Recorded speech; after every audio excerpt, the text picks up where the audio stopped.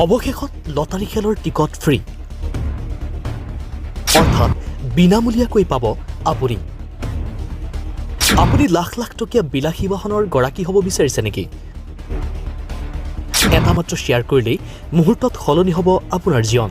তেন্তে দেৰি কিহৰ এতিয়াই শ্বেয়াৰ কৰক আৰু স্ক্ৰীনত দিয়া নম্বৰত পঠিয়াই দিয়ক আপুনি যদি 5টা টিকট লয় আপোনাক দিয়া হ'ব এটা টিকট ফ্ৰী তেন্তে দেৰি কিহৰ এতিয়াই যোগাযোগ কৰক এই দুটা নম্বৰত এই ভিডিঅ' শ্বেয়াৰ কৰিলে আপোনাক দিয়া হ'ব বিশেষ 200 টকা কেছবেক মানে এটা বহিৰ সৈতে দুটা টিকট ফ্ৰী চৰকাৰ প্ৰশাসনৰ অনুমতি থকা এখন নিকাৰ স্বচ্ছ বৃহৎ উপহাৰ কুপনৰ খেল টিকটৰ মূল্য মাত্ৰ 100 টকা